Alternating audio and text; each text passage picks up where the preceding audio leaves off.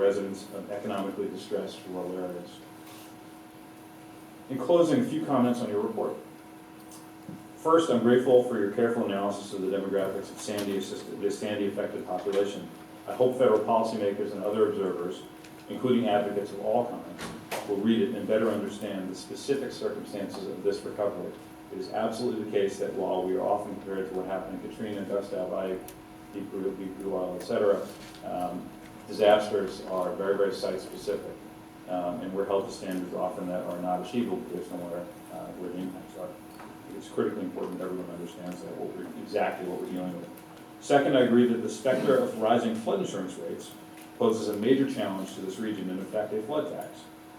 Means testing is certainly a viable solution, as you suggest, to solving the potential inequities of the move to risk-based pricing, although you should make sure that you're considering that the program itself must remain financially viable.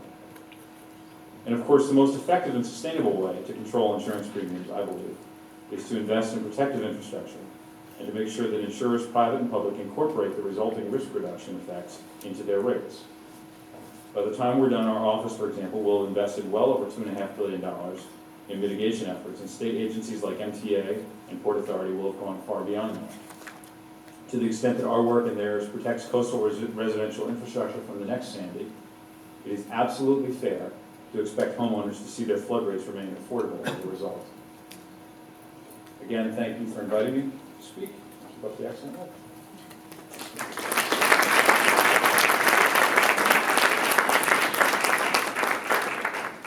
So much, Jamie. And thank you for those last comments at the end. We would be incredibly grateful if the federal government recognized your significant investment and the impacts on homeowners' bottom lines. And in addition, thank you for highlighting the mortgage assistance program. I know there are a lot of homeowners in New York City that are still crossing their fingers and hoping that a similar product will be available at some point. And thank you again for your ongoing work in this recovery.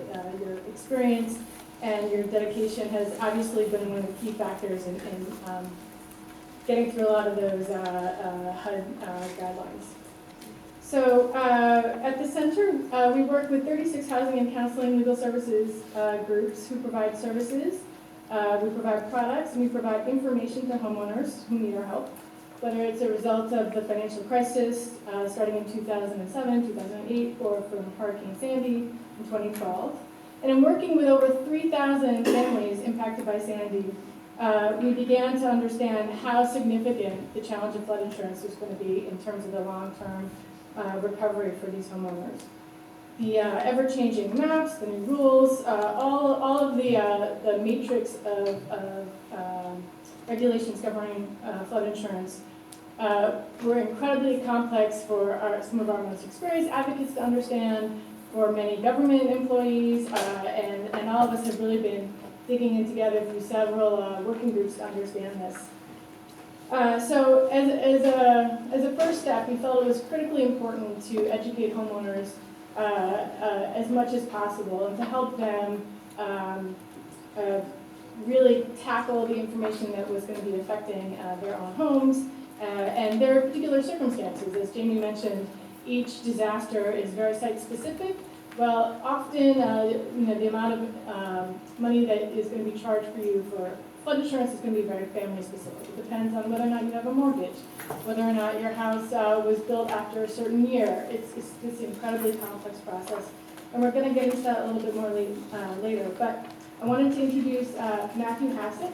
He's our Director of Policy and Communications at the Center, and he's going to introduce to you a tool which we hope will be very impactful in helping homeowners really understand the complex system of flood insurance that's impacting them. So here's Matt.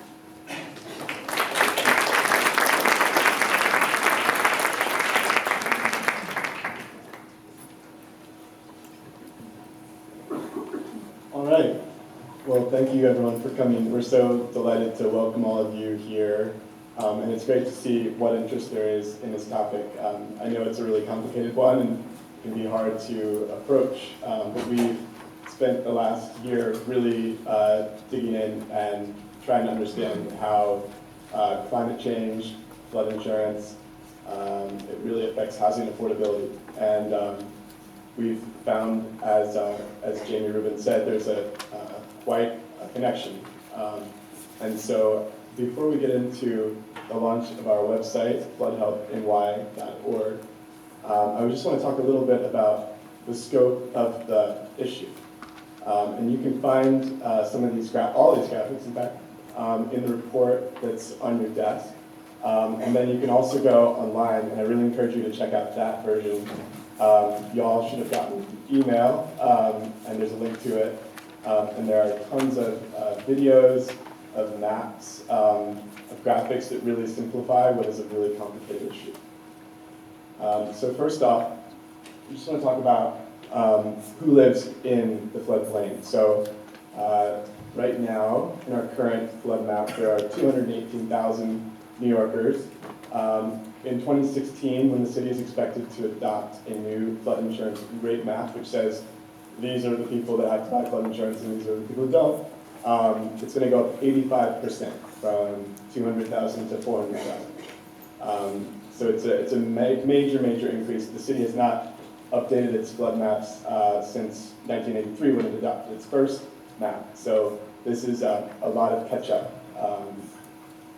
In terms of how many people that is, just to put that in perspective, in New York it's a big city, 400,000 people, it's out of 8 million, but when you think about it, 400,000 New Yorkers is more than the population of Cleveland, more than the population of New Orleans, more than the population of Tampa.